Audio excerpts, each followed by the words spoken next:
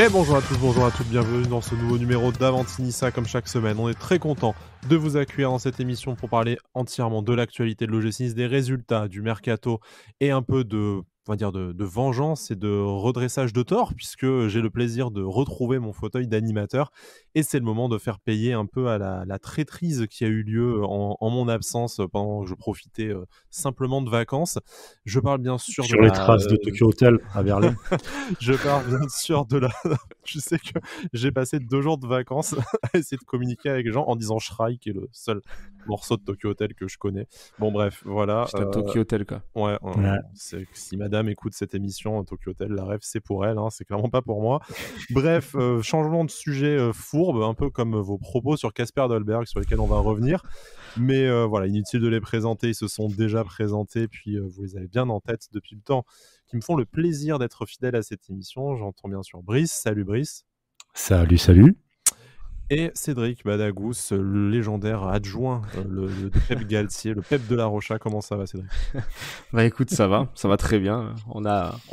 Apparemment, on va régler les comptes alors. Un peu quand même. Non, bon, blague à part. Je sais que ça a suscité des réactions, mais c'est l'intérêt aussi de cette émission. C'est pas juste qu'on se parle tous les trois dans nos KGB respectifs dans lesquels on enregistre cette émission, parce que bon, ça, on peut le faire par téléphone. On n'a pas besoin de faire un podcast pour ça. C'est aussi vos réactions et les débats que ça peut susciter en nous écoutant qui nous intéressent. Donc bien sûr, on va parler du cas Casper Dolberg, surtout que y a eu un peu des mises à jour au niveau de son actualité cette semaine. Je vous propose de passer directement là-dessus avant de se pencher sur la défaite à domicile de l'OGC Nice dimanche à l'Alliance Riviera contre Montpellier sur le score d'1-0. Après, ce sera la trêve internationale. Mais tout de suite, pour parler de Casper Dolberg, messieurs, vous avez été assez, on va dire, critique. Je ne vous ai pas trouvé spécialement dur, peut-être parce que c'était argumenté aussi, même si je ne partage pas forcément vos propos. Vous avez eu le mérite de les argumenter, de passer du temps avec, en prenant des pincettes sur la situation sportive et personnelle compliquée de Casper Dolberg. Aujourd'hui, ou plutôt hier, on a appris via un post Instagram qu'il avait été diagnostiqué diabétique, diabète de type 1. Bon, aucun de nous n'a fait des études de médecine, mais vous vous en doutez bien, le diabète, c'est pas une maladie anodine. D'après les propos de l'attaquant danois, malgré tout, ce serait, avec le traitement adapté, pas du tout incompatible avec une activité de sportif de haut niveau. On attend de voir si, avec le traitement adapté, ça règle un peu les soucis, on va dire, physiques et le fait qu'il se sente mieux dans sa peau, puisqu'on sait que pour un sportif de haut niveau, quand même tout qui en découle, si tu te sens mieux dans ton corps, plus en confiance, peut-être plus apte à être présent sur le terrain. Alors, ça ne change pas le diagnostic sportif qu'on en a fait, même si je suis pas forcément d'accord avec les propos d'un certain Brice sur le manque d'apport sportif de Casper Dolberg sur ces 2 dernières saisons. Mais sans relancer le débat, est-ce que, pour vous, encore une fois, sans avis médical pour lequel nous ne sommes pas compétents, mais en tout cas, est-ce que ça peut aussi expliquer ces problèmes médicaux qui ont enfin trouvé une solution, probablement après plusieurs semaines de recherche et d'hésitation? Est-ce que ça peut pas expliquer aussi quelques absences et la méforme de ce début de saison? Bah, évidemment, je pense quand même que le diabète, comme tu as dit, c'est pas rien non plus, même si c'est un diabète de type 1, donc comme tu l'as dit, on n'est pas expert pour pouvoir en parler un peu en approfondi, donc je sais pas, mais j'espère. Lui a dit que ça ne changerait probablement rien à sa carrière, donc on va l'espérer. Maintenant, on va dire que ça met un peu aussi un diagnostic sur peut-être son début de saison compliqué, tout ça. Donc faut espérer que moi perso je l'espère, hein, que ça aille mieux pour lui, que ça règle quelques-uns de ses soucis, parce que moi, comme je le disais dans l'émission précédente, c'est frustrant et ça me chagrine de le voir un peu ça lâche en difficulté. Un peu de pression et ça lâche ses petits copains, genre non mais moi j'ai pas dit ça dans la dernière émission. Non, mais c'est vrai. Tout est de la faute de Brice. Vous pouvez réécouter l'émission. Je me prends une vague de merde. Moi bien sûr que ça me chagrine, hein. On sait ce que je pense de Dolberg, hein, donc si ça peut régler, on va dire, ces problèmes et mettre un diagnostic sur peut-être le ressenti qu'il avait de son corps, tout ça, parce que j'imagine que ça doit quand même influer sur pas mal de trucs, surtout pour un sportif de haut niveau. Donc si ça peut aussi l'aider sur ça, tant mieux. Maintenant c'est diagnostiqué, on va espérer que ça sera traité et et que Dolberg redevienne le Dolberg de la première saison. Sachant qu'avant de passer la parole à Brice, il va rester, je le rappelle, pendant la trêve internationale d'un commun accord avec la sélection danoise. Il va rester à Nice, sa sélection étant déjà qualifiée. Il va rattraper un peu tous les entraînements collectifs qu'il a pu manquer depuis la préparation estivale. Christophe Galtier le disait en conférence de presse l'autre jour. Il a très peu d'entraînements collectifs, au final peut-être une quinzaine, et donc c'est normal de le voir peiner à la fois physiquement comme collectivement. Il a apparemment un gros programme devant lui là pour la quinzaine pour rattraper ce manque. Brice, tu voulais t'exprimer en plus de ce que tu as déjà dit la semaine dernière. Est-ce que c'est vraiment nécessaire que tu en dises plus? Est-ce que tu n'as pas déjà trop dit? Non, mais gros mea culpa sur les critiques que j'ai pu avoir sur lui sportivement. Parce que sportivement, c'est fondé. C'est juste qu'on a, non, c'est fondé, on a une explication qui peut peut-être mettre un peu de contexte. Voilà, on sait déjà pourquoi. Et avant tout, avant le foot, etc., c'est surtout sa santé à lui. Donc, qu'il essaye d'être déjà lui en forme, de se guérir, tu guéris, je crois, jamais du diabète. Traitement à vie en général, effectivement. Voilà, généralement, mais voilà, qu'il essaye d'aller au mieux avec son traitement, qu'il essaye d'être à l'aise avec ça, d'être bien lui dans sa tête. Le foot, après, c'est pas... Enfin, je vais dire, c'est pas grave, mais le plus important, c'est lui, comment il se sent avec tout ça, quoi. Voilà, c'est le plus important. Et ouais, gros mea culpa, voilà. Bon. Après, je sais pas quoi dire de plus. De t'auto-flageller non plus. Hein, non, mais juste mea culpa. Après, ce que j'ai dit, je l'assume. Et c'est pas pour faire le mec, genre j'en ai rien à foutre ou quoi, mais oui, je l'ai dit. Non, mais je vais pas revenir. Non, je vais pas faire comme Jacques Bail ou quoi du côté de Marseille. Non, j'ai jamais dit ça ou quoi. Oui, je l'ai dit. Je le pensais encore un peu sur certains trucs. Mais voilà, gros mea culpa. Après, à la lumière de nouvelles informations, ça permet aussi de réviser son avis, effectivement. Totalement. Excuse-moi, mais c'est juste la santé, là. Là, tu vois, il n'y a plus de supporters qui veut voir des belles actions, etc. T'as un mec, peu cher, il est pas physiquement, il est pas bien et tout. Par rapport à ça, ça va, quoi. On ne tire pas sur une ambulance, quoi. D'ailleurs, est-ce que vous pensez que parce que c'est assez curieux quand même qu'un sportif communique sur un problème médical important, en tout cas inhabituel, autre qu'une simple blessure liée à son activité sportive. On sait qu'il y a le secret médical, hein, de toute façon, en plus, mais bon, quand c'est la personne principalement concernée qui décide, ça ne s'applique pas forcément. Mais est-ce que vous pensez aussi que c'est pour, alors je ne vais pas dire s'acheter un peu du temps, mais voilà, peut-être aussi mettre fin volontairement à un flou qu'il y avait autour de sa situation, mettre un peu un terme à des spéculations comme quoi il serait potentiellement sur le départ, il serait pas heureux à Nice, voilà. C'est aussi sa façon à lui de dire bon, il y a quand même une vraie raison, je vous promets pas que ça se règle comme ça, mais voilà, ça permet aussi, comme je le disais, d'avoir une explication et peut-être de mieux comprendre aussi les difficultés des derniers temps. Ouais, déjà bravo à lui d'avoir dit ça. Franchement, c'est très sympa et c'est assez honorable. Et puis, je pense pas que c'est pour acheter du temps ou quoi que ce soit. Je pense que voilà, aujourd'hui, on est un peu dans la surcommunication avec les joueurs. On les voit partout, on fait plein de trucs et tout. Donc, ça fait partie du jeu. Il y en a plein d'autres qui ont d'autres problèmes. Peut-être qu'ils veulent pas le dire parce qu'ils veulent garder ça pour eux. Peut-être que lui, il est pas dans cette mentalité-là. C'est peut-être un soulagement pour lui aussi. Hein. Ouais, aussi de dire putain, ça y est, j'ai trouvé pourquoi j'étais pas. Des mots sur ton état, sur une maladie, effectivement. Ouais, et puis après, peut-être que t'en as d'autres qui sont diabétiques dans d'autres sports ou même pas sans dire sport et tout, qui vont se dire bah ouais, le diabète ça existe aussi, venez on en parle, etc. Tu vois, ça peut lancer aussi pas mal d'autres causes, vraiment. À noter le magnifique timing de la ville de Nice qui tweet, qui organise un événement autour du diabète et qui tweet ça 2 heures après l'annonce de Kasper Dolberg. C'est quand même phénoménal. Enfin, ça aurait pas pu être mieux fait, ça avait été fait exprès, mais bon. Ouais, voilà, c'est une chose. On ne reviendra pas davantage aujourd'hui sur les questions de sa santé. On espère effectivement que le traitement fasse son effet, qu'on retrouve un Kasper Dolberg à son prime, comme on a pu le voir cet été avec l'Euro. On va quand même juste revenir brièvement, parce que j'ai pas pu m'exprimer dans ce débat. Moi, ce qui était intéressant, aussi dans ce que vous avez dit, c'était la question, est-ce que le système est vraiment adapté à son jeu? Parce qu'on remarque qu'on a quand même 3 autres attaquants, Amine Gouiri, Andy Delors et Evan Guessant, qui ont des profils de jeu qui participent quand même nettement plus à la construction et qui sont capables de redescendre peut-être un peu plus bas pour remonter le ballon qu'un Kasper Dolberg.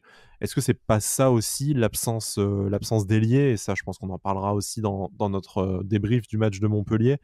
Mais voilà, est-ce que c'est pas le manque de jeu collectif ou de profil compatible avec Kasper Dolberg, lui n'ayant pas peut-être les qualités, peut-être que c'est un attaquant moins complet que les autres qu'on peut avoir, et du coup forcément il en pâtit davantage dans ses prestations au sein de l'OGC Nice. Bah forcément un petit peu, je pense que voilà, on a vu les problèmes qu'on avait, même pas seulement liés à Kasper Dolberg, mais le manque d'ailier nous fait un peu défaut ces derniers temps, sur les derniers matchs.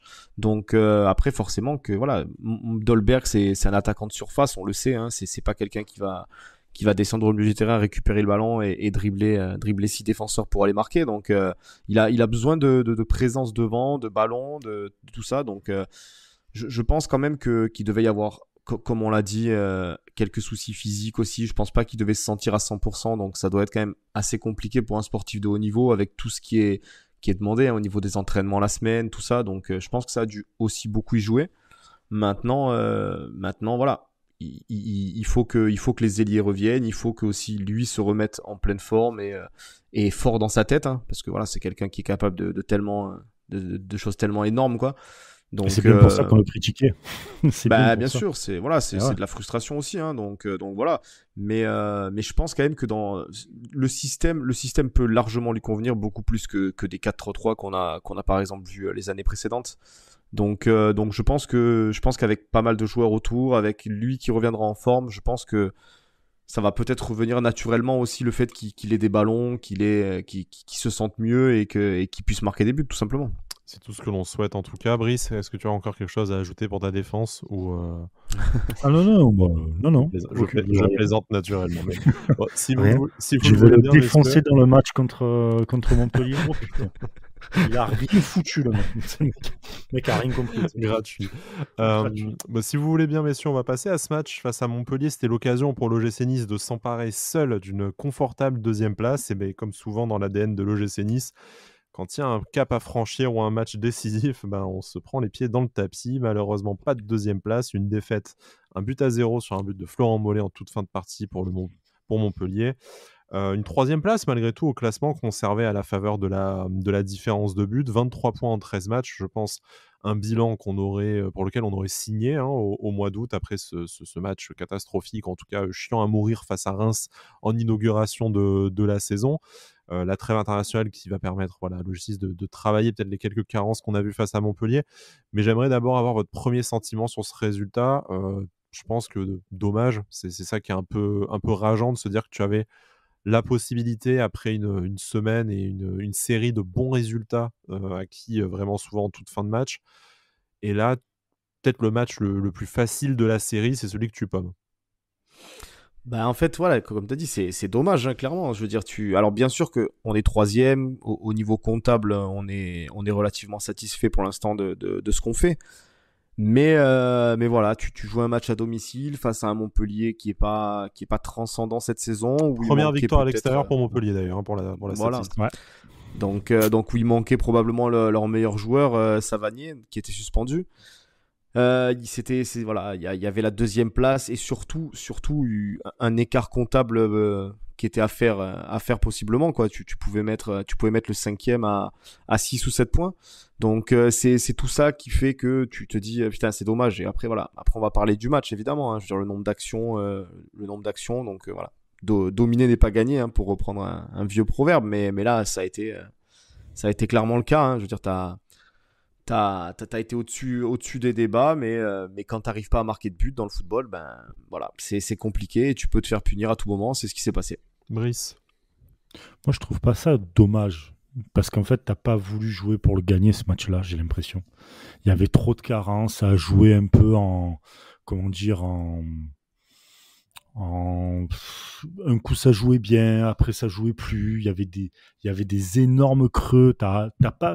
Tu joues à domicile, t'as tout, comme disait Bada, pour mettre le cinquième à à 5-6 points de toi, contre une équipe qui est dans le mal, qui n'a pas gagné encore à l'extérieur, qui n'a pas Savanier. Enfin, tout était pour toi, mais tout. C'est-à-dire que tu avais un boulevard pour vraiment te mettre à l'abri, jouer, faire ce que tu fais de mieux, et tu l'as pas fait. Donc c'est pas dommage, c'est juste tu n'as rien fait pour arriver à avoir les 3 points. Voilà, beaucoup d'occasions quand même, comme le disait Cédric. Hein. Je crois que tu termines avec une vingtaine de tirs au total. C'est cool, quoi.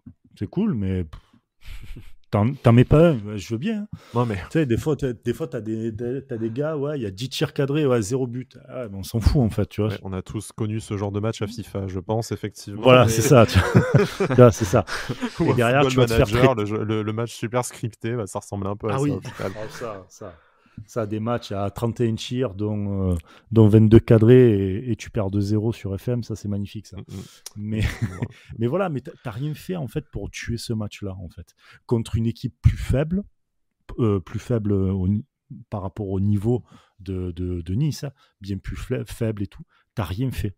Tu n'as strictement rien fait. Alors ouais, c'est clair, il te manque les ailiers, etc., mais t'as pas mis cette intensité-là sur 90 minutes pour les faire plier, les mecs. Alors, strictement rien fait, je suis pas forcément d'accord, mais Cédric, on est d'accord que, encore une fois, on n'a pas vu grand-chose pour rester gentil en première période.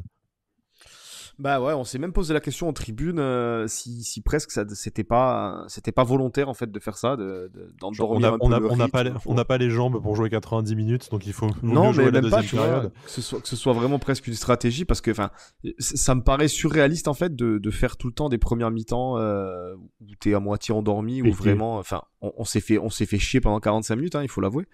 Et puis en deuxième mi-temps, tu reviens avec une équipe qui est quand même sur le premier quart d'heure de la deuxième mi-temps, où tu leur rentres dedans. Montpellier joue à 11 derrière pendant quasiment la totalité de la deuxième mi-temps, et tu leur rentres vraiment dedans, quoi. Donc je comprends pas comment tu peux juste avec des mots, parce que on essaye de nous faire croire, entre guillemets, que seuls les mots de Galtier à la mi-temps ont cet effet-là Est-ce qu'on essaie de nous le faire croire, ou, comme a dit, est-ce que c'est pas aussi les joueurs qui attendent ça, parce que tu as un Jean-Claire Todibo qui en déclaration à la fin de la première période te dit on sait que le coach va trouver les mots pour nous remobiliser. Bon, ce qui soulève d'autres problèmes s'ils doivent attendre ça.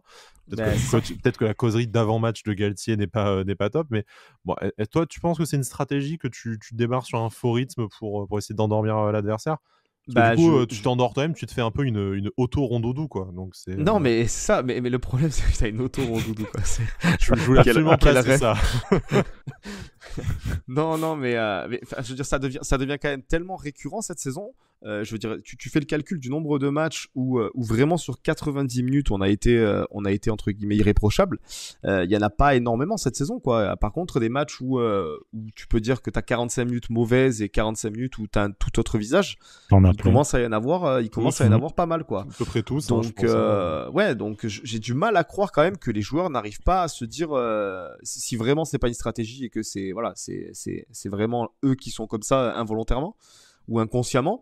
J'ai du mal à comprendre qu'ils se disent pas, qu'ils se mettent pas un peu un coup de pied au cul, tu vois. Donc alors honnêtement, moi je me suis posé la question, je me suis dit peut-être que oui, c'est une stratégie d'avoir un peu un faux rythme en première mi-temps et de lâcher les chevaux en deuxième pour essayer de faire sauter le verrou comme ça, surtout face à des équipes comme ça qui jouent bloc bas. On l'a vu contre Troyes, contre Lorient, là contre Montpellier. Voilà, c'est des équipes qui jouent bas et qui te mettent des contres dès qu'ils le peuvent. Et au final, ça fonctionne, hein, parce que ces 3 matchs-là que j'ai cités, tu les as perdus. Donc je sais pas. Honnêtement, je sais pas si on y arrive toujours pas sur les blocs bas. Je comprends pas, donc voilà, ça honnêtement je saurais pas l'expliquer, hein. On verra si un jour on aura la réponse, mais peut-être que c'est une stratégie. Si en tout cas c'est une stratégie, il va falloir peut-être la modifier, parce que là du coup ça a pas marché. Alors Brice, tu dis qu'on n'y arrive pas, bien sûr c'est un diagnostic qui est fait à partir du résultat, et on sait qu'on peut faire de la branlette intellectuelle à longueur de podcast, mais malgré tout c'est le résultat qui compte à la fin dans le foot dans le sport de compétition, même plus généralement. Mais il y a quand même eu pas mal d'occasions. En tout cas, on a parlé de ces 20 frappes, donc on dit quand même que ce bloc bas, on a su le manier, le contourner, ne pas être décisif, malheureusement, pour différentes raisons. Je pense à la barre de Mario Lemina aussi, notamment. Peut-être sur les 20 frappes, il y en a sûrement qui ont été pas très dangereuses, tout ça. Mais il y a eu des opportunités, il y a eu du mouvement en seconde période. Est-ce que, en ce qui concerne la première période, il n'y a pas aussi eu éventuellement des erreurs au niveau de la composition d'équipe? Est-ce qu'il n'y a pas eu voilà, des erreurs de choix ou dans l'animation? Toi, tu penses à Camara, toi. C'est toi qui as parlé de Hassan Camara, mais bon. J'allais le dire. Voilà, parlons-en en premier, parce que je pense qu'on est unanime là-dessus. Donc Hassan Camara, je te rappelle, hein, Cédric, ça va être l'instant melon un peu, hein, mais on s'était quand même fait pourrir la tronche quand on avait dit, quand on avait recruté Hassan Camara, que c'était gentil, ça allait dépanner, mais c'est un peu du bricolage. Bon, bah, 1 an et demi après, on constate quand même toutes les limites de ce joueur qui est plein de volonté, plein d'activités, mais qui visiblement à ce poste qui n'est pas le sien, hein, bien entendu, on le rappelle, d'ailier n'y arrive pas et n'apporte vraiment pas grand-chose. Là, je pense bloque aussi barre en même temps. Voilà, je pense là qu'on a vraiment, et c'est très juste ce que tu dis, Brice, mais je pense que sur cette première période, pour qu'il soit carrément sorti à la mi-temps, on a atteint un point de non-retour au niveau de sa prestation, parce que en plus d'être inefficace, au final, il a quand même sabordé pas mal d'occasions. Il y a un moment donné dans le match, en première période, tu avais l'impression que ses coéquipiers lui faisaient plus la passe. C'était Gourcuff en équipe de France, en fait. Ah ouais, non mais c'est ça, hein, alors évidemment, moi j'adore Camara, le personnage, c'est quelqu'un qui trichera jamais sur le terrain, ça tu peux pas l'y enlever, il y a aucun souci là-dessus. Mais par contre, voilà, évidemment, maintenant, sur des matchs comme ça, où maintenant, tu as besoin, entre guillemets, de passer des caps, d'avoir un peu ce bagage technique sur le terrain de toute l'équipe, hein, je parle collectivement, Hassan Camara, malheureusement, c'est très, très léger techniquement. Voilà, tu l'as dit en première mi-temps, il y a 2-3 actions, moi, en tribune, tu m'as vu, je veux dire, j'ai sauté au plafond, quoi. Je veux dire, c'est pas possible de rater des passes. Je veux dire, à un moment, il combine avec Barre, il fait la passe en touche. Il y a un décalage sur la droite où il peut donner un ballon tranquille. Il est pas pressé, rien. Il a juste à donner un bon ballon. Ça peut faire but. Il l'envoie en 6 mètres.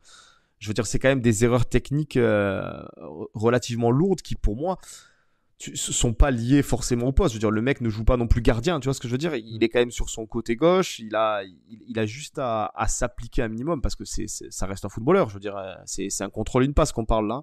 Donc, je sais pas. Alors peut-être qu'il essaye un peu. Il sait qu'il est dans le dur et qu'il essaye de surjouer un petit peu, et ce qui est possible. Hein. Que j'allais te dire, moi. Je pense qu'il veut trop en faire dans un poste où il peut être décisif en plus. Il peut l'être.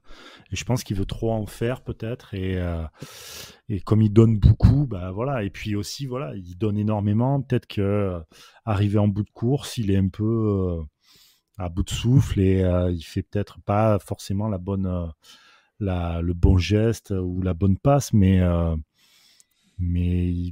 c'est un très bon gars, c'est un très bon joueur. Enfin, un très bon joueur. C'est un bon joueur de Ligue 1. C'est un bon soldat, très bon soldat. C'est un très bon soldat. Et je pense que le mettre là, ailier gauche, pardon, c'est en train de le tuer, en fait. C'est-à-dire, ça tue Barre et ça le tue lui aussi, surtout, tu vois. C'est pas le...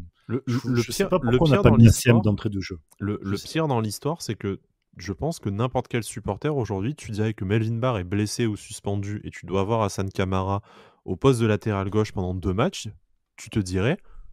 Mais pas de problème. Enfin, tu sais qu'il est limité, il est derrière le début de saison fantastique de Roberto Bardos, mais tu sais qu'au poste de latéral gauche, on l'a vu la saison dernière, il fait un taf plus qu'honorable. Voilà, il tient la baraque. Et si tu lui mets Alexis Claude Maurice, par exemple, ou un autre ailier devant, une fois qu'il a remonté le ballon et qu'il a servi son pendant, enfin son coéquipier sur le même côté, voilà. A priori, tu vois, c'est quand même un joueur dans lequel on a confiance. On n'est pas en train de dire que c'est un gros nul non plus. Mais là, entre le mauvais poste, la crise de confiance et le fait que on a vraiment du mal sur les ailes avec tous ces blessés, je pense que là, tu es en train de lui mettre... Ça accumule beaucoup trop de choses pour lui. Et lui aussi, voilà, encore une fois, il veut se montrer. Et je pense que ça commence un peu à alourdir un peu alourdir un peu le tableau, quoi. Cédric, sa meilleure action, c'est le changement express à la mi-temps et le passage en costume en tribune. Non, mais après c'est un peu méchant de dire ça, hein, évidemment. Hein. C'est pas ce qu'on veut du tout. Voilà, comme je dis, moi, Camara, j'ai absolument rien contre lui, mais on est obligé de constater ce qu'on a vu sur ce match-là, quoi. Donc, mais je comprends pas pourquoi Claude Maurice ne débute pas ce match. Il sortait de quelques entrées intéressantes. J'imagine quand même que là, depuis le temps où il est réapparu dans le groupe, il est réapparu aux entraînements collectifs et on a vu ses entrées qui étaient relativement bonnes. J'ai pas compris pourquoi il a pas commencé titulaire. Voilà, surtout que encore une fois, un mec comme Camara avec son punch et tout sur un dernier quart d'heure comme ça, il aurait pu plus apporter que sur ses premières 45 minutes à un poste compliqué. Donc c'est vrai que sur ce choix-là, je me dis que peut-être Galtier s'est trompé. Bon, au final, le résultat, je vais pas dire nous donne raison, mais après, il faut être honnête.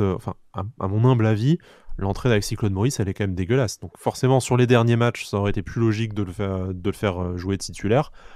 Mais là, pour ce qu'il a apporté sur la deuxième période, au final, ça se tapait un peu avec Hassan Camara.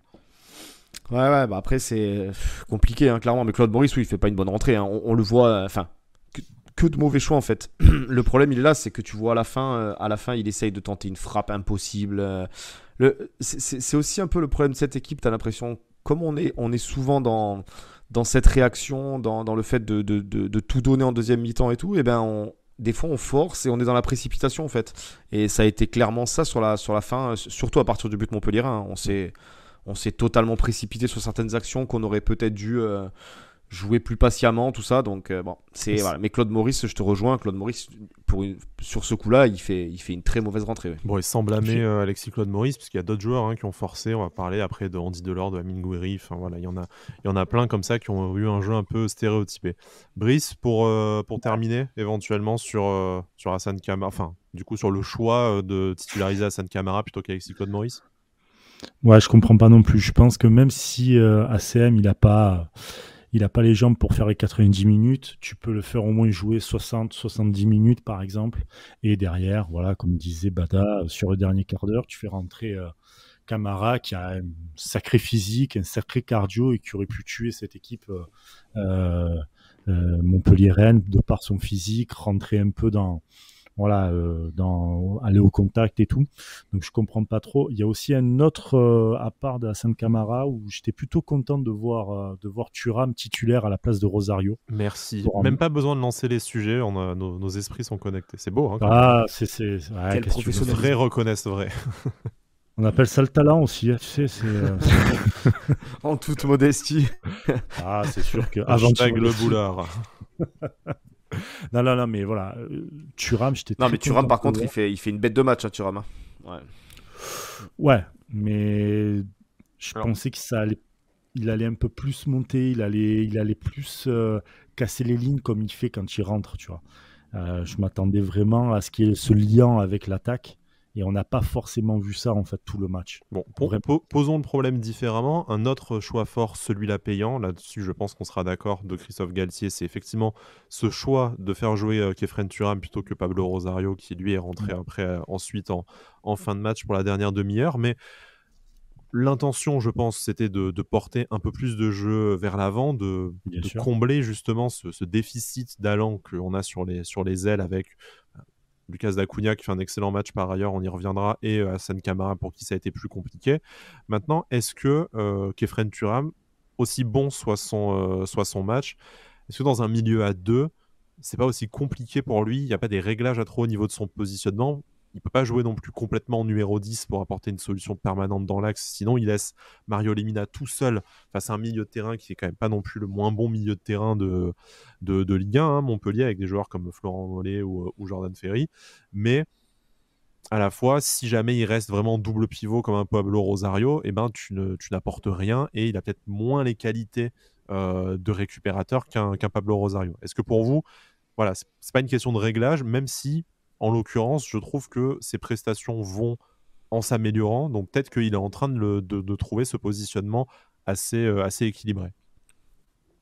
Oui, parce qu'il est, évidemment, il est encore jeune, hein, Khéphren Thuram, tout ça. Après, sur un match comme ça, moi, j'ai trouvé que c'était pas, c'était, enfin, même un bon choix, parce que Montpellier a joué tellement bas il te fallait un milieu sur deux, je pense, qui se projetait vers l'avant. On a vu Thuram, on connaît ses facultés techniques, hein. Il a été capable d'amener le ballon vers l'avant, de faire des percées. Il est capable de ça. Marqué. Ouais, voilà, ce que Rosario, enfin, là où Rosario a un profil plus défensif. Donc je pense que Galtier avait en tête que Montpellier, pardon, allait jouer relativement bas et nous attendre pour jouer des contres. Donc je pense que ça a été un choix logique, entre guillemets, de mettre Thuram parce qu'il fait son match et que sur ça, je pense qu'il y a pas grand chose à dire, hein. Voilà, hein, on peut pas dire qu'il est fautif sur ce match parce il fait un excellent match Non, pour non, moi. non. De toute façon, c'est une défaite réellement collective. Il n'y a pas t'as pas un joueur où tu peux leur dire non, non, c'est à cause de tel ou tel joueur qu'il y a la défaite, etc. C'est une défaite vraiment collective. Mais pour revenir à Thuram, c'est un bon joueur, c'est un joueur qui doit encore s'aguerrir. Et évidemment, jouer à deux, c'est un peu plus compliqué parce que forcément, tu laisses plus d'espace si tu montes, etc. Donc voilà, il faut qu'il se mette un peu plus, faut qu'il s'aguerrisse aussi là-dessus, qu'il s'affine là-dessus, surtout avec un mec comme Lemina. Il va bien apprendre pardon, là-dessus. Et je pense que ça va le faire dans les prochains matchs, clairement. Si ça reste comme ça sera vraiment une option offensive pour amener, on va dire, l'attaque. Pour lancer l'attaque, ça sera une option supplémentaire et pas des moindres. Après, son rôle sera peut-être plus simple avec le retour de certains ailiers. On a vu l'entrée en toute fin de match, justement pour remplacer Khéphren Thuram, de Calvin Stengs. Bon, en quelques minutes, il n'a pas pu peser sur le résultat final. On espère vraiment que son retour et le prochain retour de Justin Kluivert aussi arrivent à résoudre un peu ces problèmes d'allant offensif et de jeu collectif qu'on déplore. Avant de passer justement à ce que j'estime personnellement être un problème de développement de jeu collectif et qu'un débat qui commence à poindre sur notre communauté sur Twitter, je voudrais parler d'une dernière satisfaction du match, un peu plus en détail. C'est le match de Lucas Dacunia, du coup, qui est élu aiglon du match, d'ailleurs, au passage. Bravo à lui. Voilà, vraiment une grosse activité, des décisions de plus en plus justes, même si tout n'a pas été parfait. Techniquement, forcément, beaucoup plus à l'aise que son pendant de l'autre côté, Hassan Kamara. Mais aujourd'hui, ça représente plus que le petit jeune qui va faire quelques apparitions. C'est une vraie solution sur le côté, alors peut-être encore trop tendre pour être titulaire, mais vraiment, là, en 2 mois de compétition, 3 mois de compétition, il y a vraiment eu déjà d'énormes progrès. On peut que être positif sur son apport pour les prochains mois de championnat. Ah oui, il est de mieux en mieux, hein. Moi, il m'impressionne, hein, vraiment. Enfin, On est agréablement surpris, c'est ça que je veux dire en fait. Ah ouais, clairement, hein. Sur la première mi-temps, il fait des percées, il a de la vitesse, et puis voilà, il a cette fougue aussi entre guillemets, on l'attendait pas là, donc il a tout à montrer et il le fait franchement, quoi. Donc c'est plaisant à voir, c'est des joueurs qui font du bien, entre guillemets. Voilà, tu te dis vraiment, tu vois ce jeune-là, tu te dis, il a envie de se faire plaisir, il a envie de prendre le ballon, de le monter, d'essayer de marquer. Alors, c'est pas toujours. On pense, hein, à son raté, c'était contre Angers, c'est ça, si je dis pas de bêtises, où il rate la cage vide, mais ça va y arriver, ça fait partie aussi de son apprentissage. Mais moi, je trouve que c'est vraiment un joueur qui monte en puissance de match en match et Galtier a raison de le récompenser en ayant des titularisations, des trucs comme ça, parce que c'est mérité pour moi. C'est un des meilleurs sur le terrain ces derniers temps et c'est totalement mérité pour moi.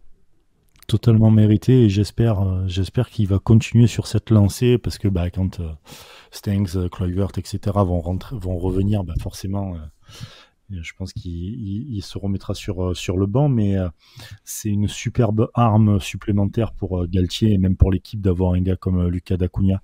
Ça amène vraiment un peu plus d'explosivité. Il est encore un peu insouciant, donc il va tenter des trucs invraisemblables qui peuvent aussi passer. Franchement, il fait vraiment plaisir à voir. Vraiment, vraiment plaisir à voir. Et on a tout le temps envie qu'il réussisse, qu'il marque son but et tout. On est vraiment derrière. Donc, franchement, que ça continue comme ça. Et j'espère très rapidement son but.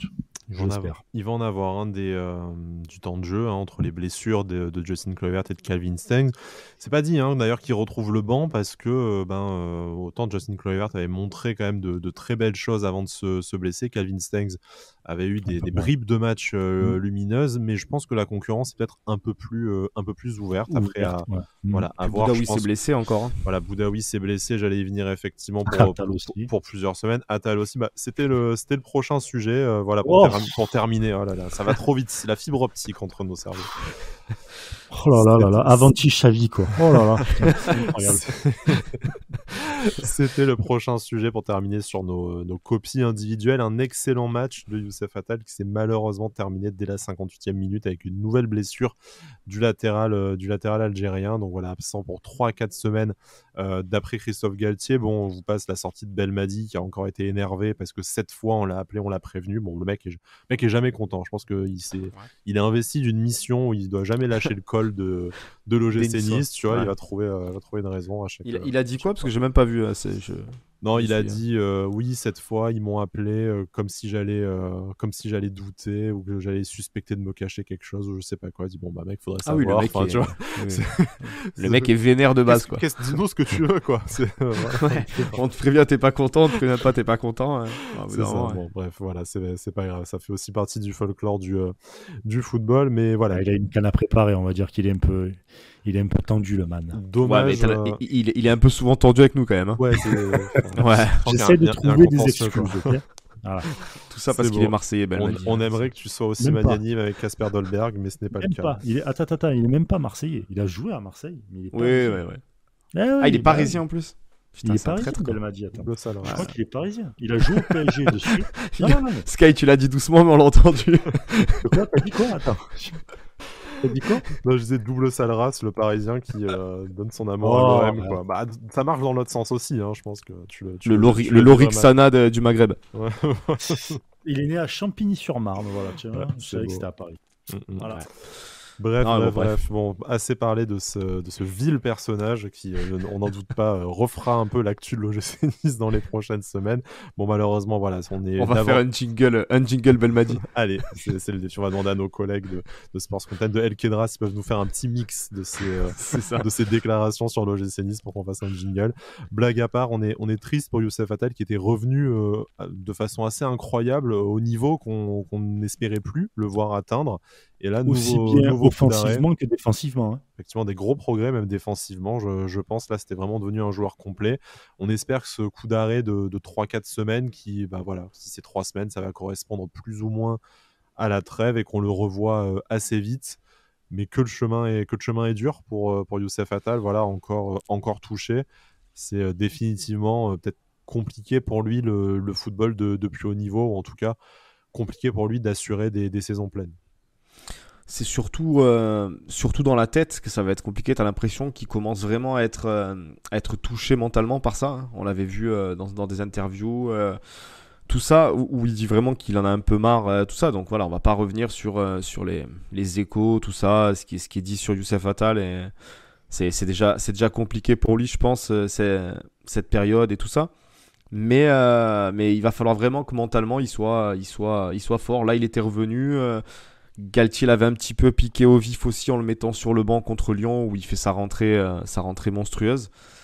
Il va falloir qu'il s'accroche mentalement, je pense, pour essayer de revenir encore une deuxième fois et peut-être encore plus à un niveau comme ça. J'espère, on l'espère tous que ça puisse enfin tenir, mais j'ai l'impression qu'il y a de moins en moins d'espoir quand même avec Youssef Attal et c'est frustrant. C'est très très compliqué avec lui, mais même mentalement pour lui, comme tu disais, ça doit être un truc de fou quoi. Tu te sens bien, tu vois que tu fais des efforts, donc comme je disais, offensivement, défensivement, et là d'un coup, bam, tout se pète, et tu dois tout recommencer, on va dire plus ou moins à zéro, façon de parler. C'est incroyable. Enfin, le mec, il doit avoir un mental derrière quand même pour revenir. Ouais, faut faire preuve d'une sacrée force de caractère, effectivement. Bah, surtout qu'en plus, je veux dire, lui, son jeu est basé énormément sur l'explosivité, trucs comme ça. Ouais.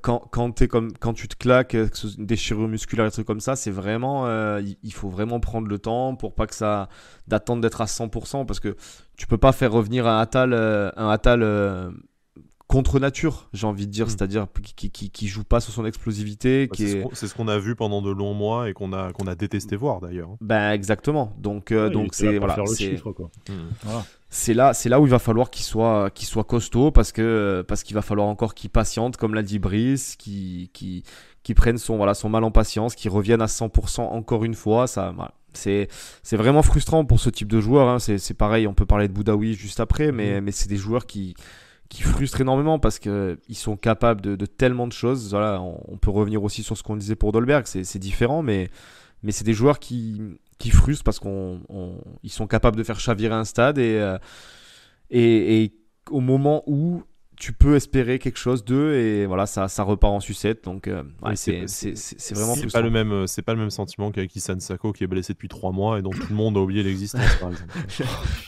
C'est fou quand même, ce mec, c'est le tout fauconnier de 2021. Ce mec est toujours au club, hein. Je pense qu'il y a certains de nos auditeurs qui avaient peut-être oublié, mais oui, il est toujours sous contrat à l'OGC Nice.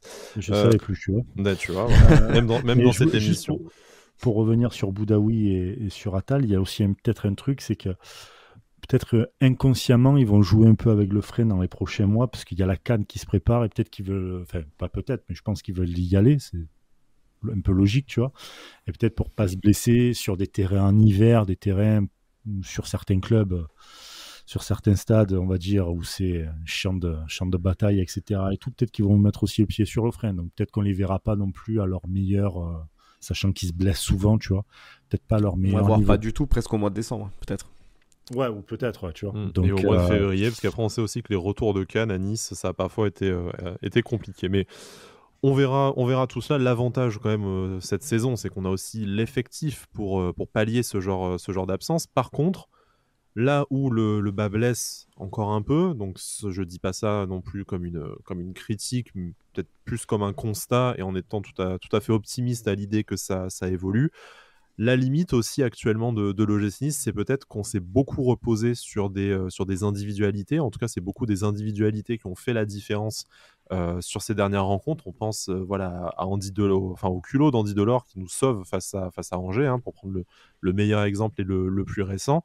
Et qui a failli d'ailleurs contre Montpellier aussi, hein, avec la. Avec il a envoyé un ciseau. Il a failli faire un ciseau avec la tête du défenseur aussi d'ailleurs, mais bon, heureusement pour tout le monde, ça n'a pas été. Il partait bien en tout cas. Il partait bien, effectivement.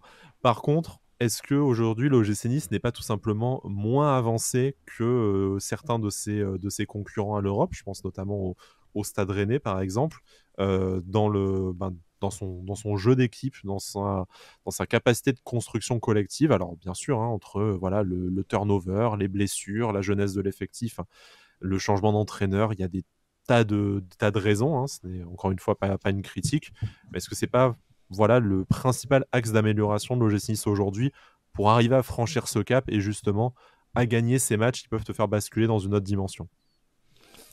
Après, bien sûr, hein, mais après on sait, on connaît les équipes de Galtier, hein, on n'est pas non plus étonné parce que Lille c'était déjà, je dirais pas que c'était pas collectif et que c'était uniquement fait d'individualité, mais voilà, c'est un collectif fort, les équipes de Galtier, mais ça se joue souvent à des détails, hein. On l'a très peu vu, je pense, faire des victoires fleuves avec Lille. Bon, à Nice cette année, il y en a eu quand même quelques-unes.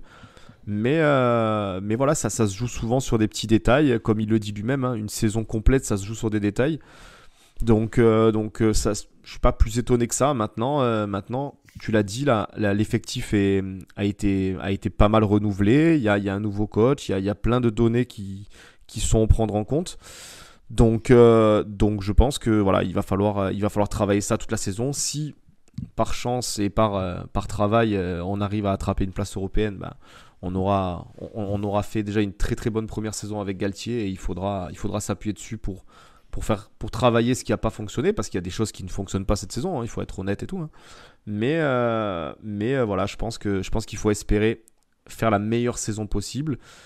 Mais il faut aussi s'attendre à ce que voilà, tu joues le football de Galtier, c'est-à-dire que voilà, c'est une équipe qui va être conquérante, qui va peut-être pas lâcher sur 95 minutes, mais voilà, ça sera jamais peut-être le collectif de Lucien Favre ou autre chose qu'on peut comparer. Donc il y aura des matchs où ça se jouera clairement sur des individualités, sur des buts venus d'exploits individuels. Ça, je pense pas qu'il faille se leurrer là-dessus, quoi.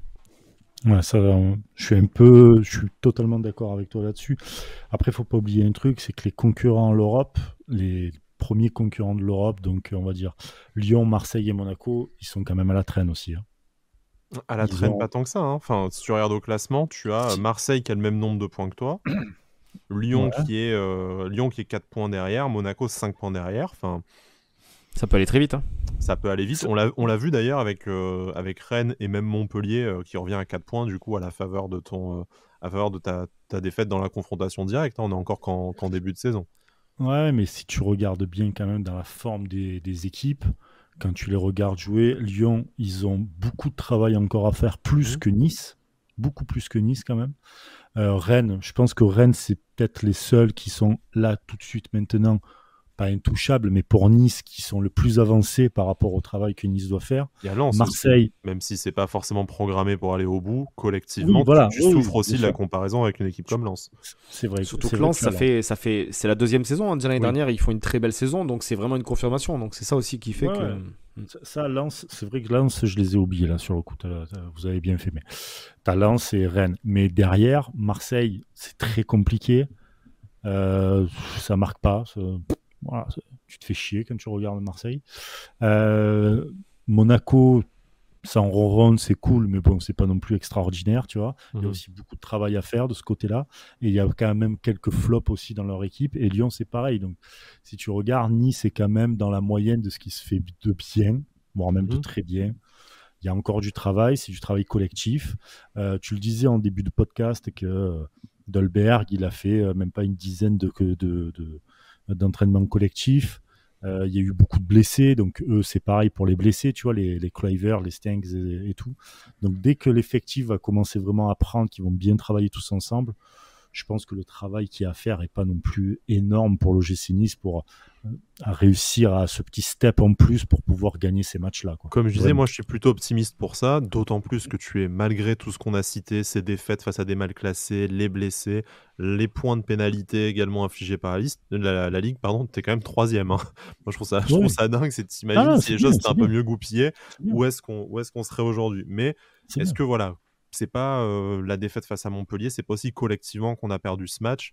Au final, on a vu très peu de mouvements. Je crois qu'il y a juste un mouvement en fin de match où tu vois une combinaison à 3 Guiri, Delors, Dolberg, où je me suis dit, là, je suis en train de voir du football de haut niveau. Le reste du temps, sans que ce soit mauvais, j'avais pas l'impression non plus d'avoir une équipe et voilà ce que Cédric appelait des mauvais choix aussi. Est-ce que c'est pas une mésentente technique et collective encore qui doit être développée, et comme je le disais, c'est aussi une question de vécu du groupe qui a fait assez peu de choses ensemble et qui va naturellement se faire après. C'est ça, le travail encore une fois à faire de Nice, il n'est pas plus important que les concurrents directs pour l'Europe. Donc franchement, on ne se fait pas de soucis là-dessus. Après, sur le match de Montpellier, et même avant ça, Gouiri actuellement est en dessous de tout. Et je le critique pas ou quoi que ce soit. Je suis pas trop d'accord là-dessus. Il est... Ouais, vas-y. Non, vas-y, finis. Il est en dessous de tout dans le sens où l'apport qu'il pourrait apporter, etc. Tu sens qu'il tente des trucs qu'il devrait pas, qu'il devrait jouer peut-être plus simplement. Mais est-ce qu'il a les solutions pour ça ? Est-ce qu'il ne surjoue pas justement parce qu'il a l'impression, à tort ou à raison, que le déclic doit venir de lui parce qu'il ne peut pas venir du collectif. Mais je pense que c'est ça le problème. Quand tu le vois jouer, tu as l'impression qu'il se met des responsabilités dans ce côté-là, alors que tu pourrais peut-être jouer plus simplement, fluidifier un peu plus le jeu peut-être. C'est ça que je veux dire. Donc finalement, ça fait qu'il commence à devenir en dessous de tout et en dessous surtout du niveau qu'il pouvait avoir l'année dernière et même en tout début de saison, tu vois. Donc tu as ça fait quelques matchs déjà qui traînent ça. T'as Delors qui est quand même là, qui essaye de sortir la tête de l'eau de l'équipe quand ça va pas. T'as quand même Lemina aussi, même s'il a été sorti, je comprends pas trop, mais t'as Lemina quand même qui tient la baraque. Donc t'as quand même des as quand même des piliers, des mecs avec des forts potentiels. Il te manque juste tes ailiers et pour que ça aille bien, quoi, vraiment. Après pour Gouiri, quand même, enfin, on a une équipe qui tourne quand même. On n'est plus, on n'est plus autant dépendant de lui que ce qu'on a pu l'être l'année dernière, je pense. Donc, à lui aussi de ça. Quand même. Oui et non, hein. Regarde, un mec comme Delors qui te sauve complètement à Angers, je veux dire cette saison quand même. Alors attention, loin de moi l'idée de tailler Gouiri parce que voilà. Tu l'as déjà fait, t'as pris la foudre. Hein, donc... Ouais, non mais voilà, j'ai juste dit qu'il avait raté un péno et que, enfin, le deuxième et que c'était, ça devenait compliqué quoi. Mais bref, mais un mec comme Delors, je veux dire, il t'a sauvé à Angers clairement et il a cet altruisme, cette envie de faire travailler le collectif, d'amener les mecs avec lui. Un mec comme Gouiri, pour l'instant, c'est pas un reproche parce que c'est son tempérament, c'est sa personnalité, il est comme ça. Ça enlève en rien ses qualités footballistiques, encore une fois, parce que voilà, on sait que voilà, on se fait critiquer facilement quand on cite certains joueurs, mais j'adore Gouiri. Allez, revenons sur Gasper Dolberg. Alors, mais force est de constater que Gouiri, ces derniers temps, c'est vrai que moi, et je suis pas le seul parce qu'on l'entend au stade, hein, je veux dire, Sky est là pour en témoigner, mais il oublie quelquefois les copains quand même, t'as l'impression, parce que ça, en fait. Il essaye voilà, il essaye d'être un peu le sauveur peut-être, je sais pas, mais ça marche de moins en moins, donc à lui de s'adapter aussi à ça, de faire travailler les copains, de dire que peut-être ce match-là, il est capable de... On l'a vu avec Barre, hein, c'était contre Brest, il met un amour de ballon à Barre qui marque de la tête. Voilà, il est capable de faire ça aussi parce qu'il est intelligent dans son jeu, il est très très fort mentalement, techniquement, on n'a rien à lui dire, hein, c'est énorme. Donc c'est juste, je pense, dans la tête, il faut qu'il arrive à se mettre un peu au service du collectif plus que ce qu'il n'a fait jusqu'à présent avec Nice, parce que d'habitude. Mais il va falloir que ça, je pense qu'il essaye de le comprendre parce que il a une équipe autour de lui qui est capable de marquer aussi. Et il est capable de donner des ballons de but. Mais bien sûr, il est capable de s'appuyer sur eux et de pas partir seul dans des rushs comme il a pu faire par le passé. Et c'est à lui de modifier son jeu, je pense. On rappelle, après un tiers de la saison, du coup, parce qu'on est à 13 matchs sur 38, Amine Gouiri, c'est 6 buts et 4 passes décisives. Ah oui, non, mais statistiquement, encore une fois, enfin, je veux dire, le mec, c'est une machine. Hein, c'est pour ça que je dis que juste une petite mise en perspective, il y a des saisons où notre meilleur buteur n'arrivait pas à ces stats-là, hein, quand même. Oui, non. Bon, je veux pas me la jouer Jean-Pierre Rivers, souvenez-vous d'où l'on vient. Mais bon, mais, voilà, mais encore une fois, voilà, c'est plus compliqué dans le jeu, mais voilà, pour un début de saison... c'est très très fort. C'est quand même, et il rate 2 pénaltys, quoi. Et il rate 2 pénaltys. Il rate 2 pénaltys. C'est sa deuxième saison. C'est des saisons toujours un peu plus compliquées, les deuxièmes saisons. Donc voilà, il faut tranquillement. Mais ça fait partie des leviers de travail de Galtier pour essayer de travailler et pour essayer d'avoir un effectif vraiment complet, comme lui aime bien travailler, vraiment. Mais surtout qu'en plus, il est capable de ça. Je veux dire, on parle de ça par rapport à Gouiri parce qu'il est tellement capable d'être énorme, quoi. S'il arrive à juste, comme tu dis, Brice, un peu fluidifier son jeu, pas faire des fois le crochet de trop, pas faire pas jouer la tête dans le guidon, parce qu'on le voit des fois, hein, c'est même pas de la malhonnêteté ou quoi que ce soit qu'on pointe du doigt, c'est que vraiment des fois c'est cette jeunesse qui fait que il part un peu la tête dans le guidon et il oublie tout simplement les copains parce qu'il les voit pas, donc voilà, c'est juste vraiment comme tu l'as dit, voilà, un axe de travail pour lui, pour Galtier. S'il arrive à rajouter cette palette là à son jeu, il va, voilà, ça, on sait où il va aller, Gouiri, mais il va aller très très loin, je pense. Messieurs, je vous propose de conclure l'émission là-dessus. C'est la trêve internationale, encore une fois. Ça va être 2 semaines vachement compliquées. Ouais, j'ai l'impression que ça arrive tout le temps. L'équipe de France, passionnant. Bref, voilà, je ne sais même pas ce que c'est les matchs, ni pourquoi d'ailleurs. Et je vous avoue que ça ne m'intéresse pas plus que ça, en fait. Donc, je ne sais pas non plus, voilà. Je peux pas... Voilà, désolé, on est vraiment très très mauvais sur le on a énormément bossé. Voilà, alors que vous avez votre capitaine emblématique. Allez, ça y est. Emblématique et niçois, messieurs. Le mec, Mandanda, il est où Mandanda? Il joue même plus avec Marseille. On va encore se prendre des 0 étoiles sur Apple Podcast à cause de tes propos borderline. Là, super, merci. Tu verras l'année prochaine quand il reviendra à Nice, tu vas voir la foudre que tu vas prendre. Il soulèvera la Coupe de France avec Capitaine Lloris. Bref, trêve de prémonition et de passe à la trêve internationale. À la trêve internationale. Putain, je sais même plus ce que je dis avec tes conneries. Le prochain match, ça sera face à Clermont dimanche 21 novembre à 17h. J'y serai d'ailleurs. Tu y seras à Clermont un 21 novembre à 17h et tous les héros ne portent pas de cap. Cédric. Non, mais attends, j'ai jamais fait Clermont. Mais il va y avoir. J'ai jamais fait Clermont en même temps, sinon je ne vois pas pourquoi tu serais tapé un petit trip en vacances au stade Gabriel Montpied. Voilà, Clermont, je l'ai fait une fois avec le taf, les gars. Ah ben je l'ai fait qu'une fois, je peux vous le dire.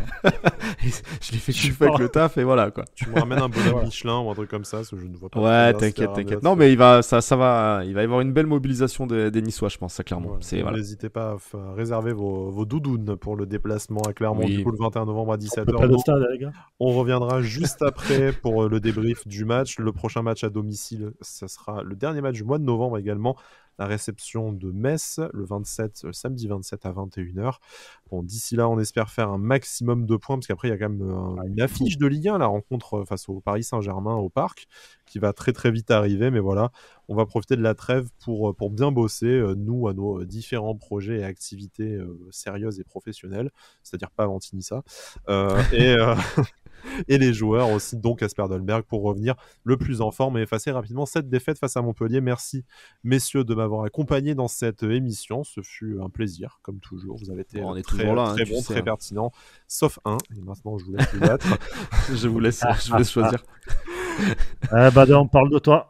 Merci. Ça y est. Putain, merci, chers auditeurs, chères auditrices, de votre fidélité, d'être toujours de plus en plus nombreux à nous écouter, que ce soit sur YouTube, sur Apple Podcast, sur Spotify, sur Deezer, sur plein d'autres plateformes de podcast où vous êtes aussi également nombreux à nous écouter, mais aussi sur l'application OneFootball qui héberge nos vidéos, notre podcast audio en format vidéo. Donc n'hésitez pas, si jamais cela vous intéresse aussi, à installer l'application ou à écouter nos émissions via cette application que vous auriez déjà installée. Merci beaucoup, messieurs. Je vous souhaite une excellente suite de journée. Bonne soirée à nos auditeurs selon quand vous nous écoutez. Et Issa Nissa.